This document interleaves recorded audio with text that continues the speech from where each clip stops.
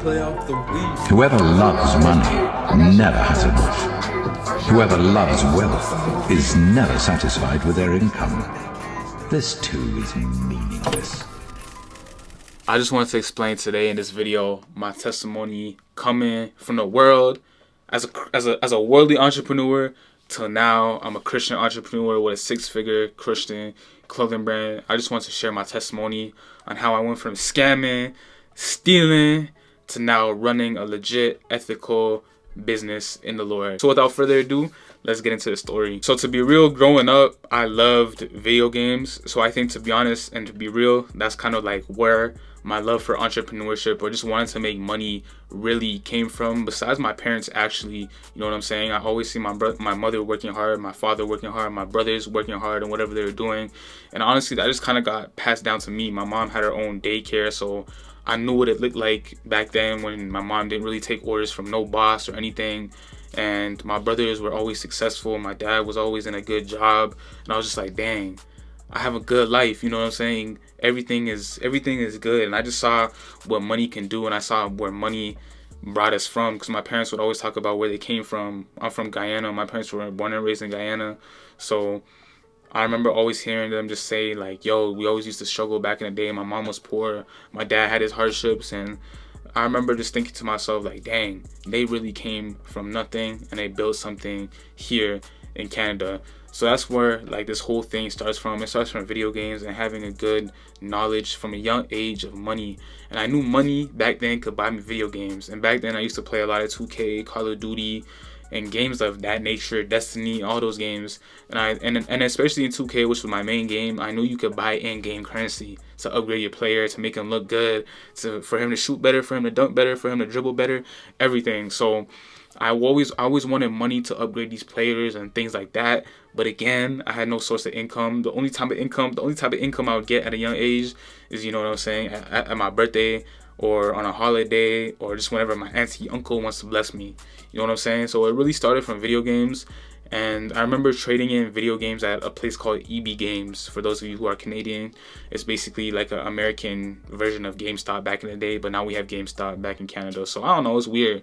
But basically at EB Games, they used to have this reward system where you could trade in any game that you owned and you get reward and you get points back for it. And you use that point, you can use that credit to buy, you know what I'm saying, other video games. So for the longest time growing up, that's exactly what I would do. But I wouldn't be able to buy any of like the newest games with that. It would just be like old crappy, you know what I'm saying, games that don't even matter. So that was my first, believe it or not, business venture. And here and there when I was growing up, I'd go with my friends in the neighborhood. We would shovel people's driveways. But the thing about me back then, I was a very shy kid, you know what I'm saying? I didn't know how to talk for myself. I didn't know how to defend myself. I don't know why I don't know if it's called social anxiety. I didn't want to talk to anyone. I was scared to talk to people. But as well, from a young age, I grew up watching YouTube. So I always wanted to be a YouTuber. And I'm finally out here with a whole camera making videos, which is actually crazy. So YouTube, you know what I'm saying, video games, those were the things that I love to do. And I tried posting like videos like about life. I try to copy my favorite YouTube video, my favorite YouTube videos, my favorite YouTubers at the time. I tried making gaming content, but one thing that always held me back was my fear for people and what people thought of me. So I really wish I probably would have been the next big Fortnite streamer, bruh. But I never streamed because I thought people would judge me, and I thought people would be fearful, or I thought people would judge me, and I was fearful of what people thought of me because I always wanted to be, you know what I'm saying, a people pleaser. This is basically all throughout, like, you know what I'm saying, from the ages of like kindergarten to the age of grade 6, which is around what, like 5 to 10, 11-ish. And then as I entered middle school, which is around when I was 12, something like that. When I entered middle school, that was a different story for me because I started just being around more people, just starting to want to earn more money, because that's when Fortnite came around. When Fortnite came out, and I just wanted all the new skins. I wanted all those things, so I tried to like sell candy at school. That worked actually for a little bit. I made my investment in like $1 in profit. That worked. But again, it was just always being scared of what people thought about me. So I sold candy for like a week and I stopped. And after that, since I was so invested into Fortnite, I tried YouTube again, and I popped back out making YouTube videos. I started learning how to design thumbnails. I started learning how to, you know what I'm saying, edit my videos, stuff like that. And I even popped back doing like public interviews. Most of y'all know me on my short form content. I do a lot of public interviews, but I started public interviewing people in like grade 8. You know what I'm saying? So I started cultivating those skills since then. And then even I was trying to sell Facebook on my dad's account. I was trying to sell things on Facebook Market through my dad's account, like my old clothes, like my old shoes. And then eventually, fast forward to towards the end of middle school, which is around grade 9, I started buying vapes from people trying to resell those. That never worked out for some reason. And we would even gamble sometimes at lunch, which is absolutely mad. And then in quarantine, bro, this is where my scamming phase started to happen. I started scamming people. I started catfishing people. I started getting on a black web with one of my friends, bruh. And it was just super bad. I even got into the AirPod reselling. I was the AirPod reseller before there was even an AirPod reseller. And I sold like 4 AirPods in a week. You know what I'm saying? I made like I think I made like dang well near $500, and I started flipping like sneakers, and I even scammed one guy out of his sneakers. And this is a whole testimony in itself, because I scammed the guy out of his sneakers, and then he pretended to be someone else, and he linked me up for the same sneakers that I sold, and he basically just pressed me and he was like, "Yo, you gotta lock in."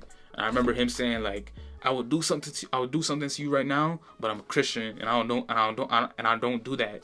And I was like, dang. Like, that was really God really taught me a lesson through that. And I remember even also as well, after 2020, which is the time period that happened, I started getting into TikTok, and that's when I started making content, like short form content. And I started like making these weird cringy posts with me and my eyes over a quote, because that's what a lot of people do. They just have a green screen and they just have a quote in the back, and they'll just like be dancing or pointing at it, whatever it may be. And then I got into that side of things. And then boom, transition period, right when I came to Christ. That's when I kind of like flipped the switch on everything. That account where I was kind of like goofing around on, that's when I like changed it to make Christian content. And I started being mad consistent with the Christian content. I'll post very consistently. I remember for the first 3 months, I was posting at least like 3 times a day. I was able to gain a small following. And then with that following, I branched out into YouTube. I branched out into different things. And I remember as soon as I first came to Christ, that's kind of when I was looking for like Christian clothing to match my style, to match my aesthetic, because at the time, you know what I'm saying, I still dressed like I dressed like me, you know what I'm saying, and there was no Christian clothing that could match my style. So I remember just being lost in the sauce because I couldn't find any Christian clothing that matched my style. So I decided to make some, and I started making out basic stuff. I started making stuff like with a typical like wording, like Jesus loves you, Jesus is king, Jesus did it type of stuff. And that was pretty good. I remember like people would always ask me where I got my shirts from. I even sold one of my shirts that I made at church, and I started getting into just like this whole fashion scene because I felt like it would have been like a really good business to start.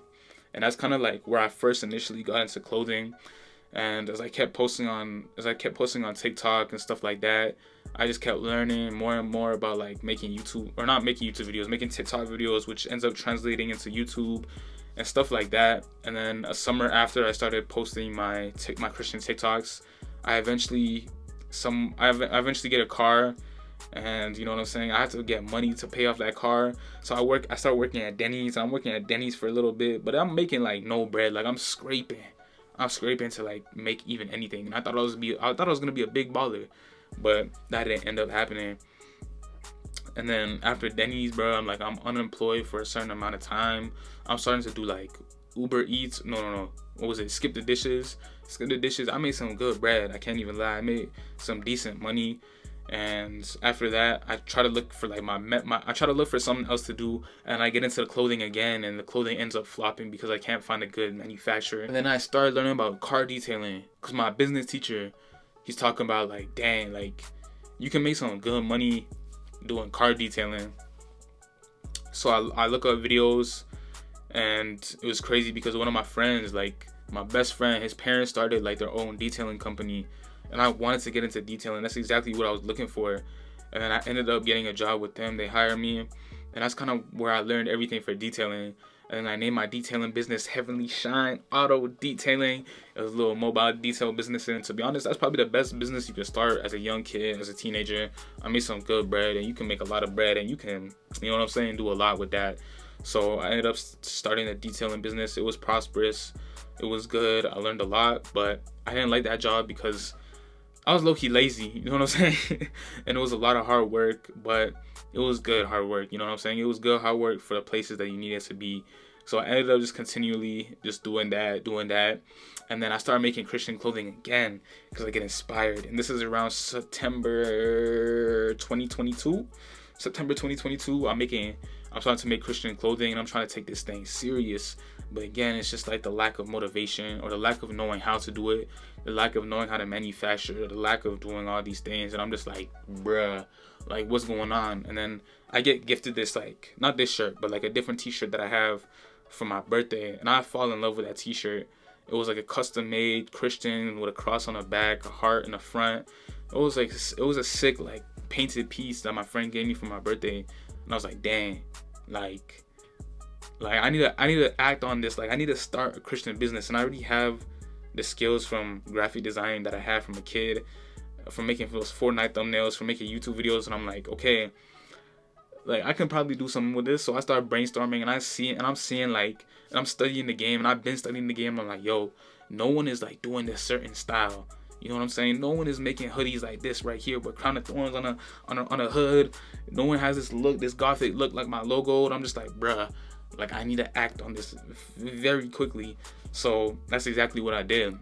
I asked the designer to make my logo, because he had the vision that I had. You know what I'm saying? So I was like, yo, I need you to design the logo. He designed the logo. I designed my first hoodie, and it's this hoodie right here. These hoodies right here in black, and it's a hit.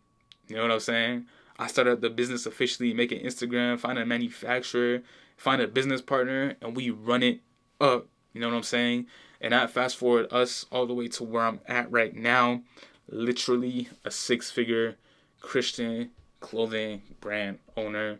And it's only by the grace of God. It's only through God that I'm here. And yeah, man, that's my story, from a scammer to now a Christian entrepreneur. Man, God is good, bruh. I pray that this testimony encourages y'all. I feel like I was all over the place, but it's all good. Y'all understand the point. I came from liking video games to all the way starting my own business just at the ripe age of 19. You know what I'm saying? And don't think y'all behind in life. You know what I'm saying?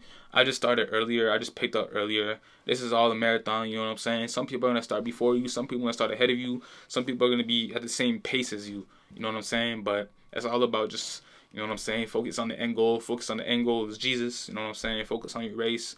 Don't focus on any other people. But yeah, man, that's it for my journey. That's it for my story. Make sure y'all like, subscribe. Stay anointed. Easy.